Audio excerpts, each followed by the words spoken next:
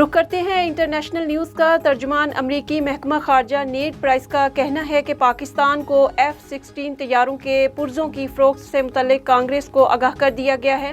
Media से गुफ्तगू करते हुए नेड प्राइस ने कहा कि तैयारों की मरम्मत से दहशत गर्दों के खिलाफ कार्रवाइयों में मदद मिलेगी। पाकिस्तान कई शोबों में अमरीका का अहम इत्तेहादी है। पाकिस्तान में सैलाब से नुकसानात पर अफसोस का इजहार करते हुए कहा कि मौजूदा मुश्किल वक्त में अमरीका पाकिस्तान के साथ खड़ा है। अफगानिस्तान में तालिबान हुकूमत ने दावा किया है कि उन्होंने शुमाली अफगानिस्तान के सूबे पंजशेर में बागी गिरोह के 40 जंगजुओं को हलाक कर दिया है। गुज़िश्ता रोज़ तालिबान हुकूमत के तर्जुमान ज़बीहुल्लाह मुजाहिद ने अपनी एक ट्वीट में दावा किया है कि पंजशेर सूबे के इलाकों रेखा, दारा और अफशार में क्लियरेंस ऑपरेशन के दौरान बागी गिरोह के 4 कमांडर्स में 40 अफराद को हलाक कर दिया है, जबकि 100 से ज़ायद जंगजुओं को गिरफ्तार किया गया है।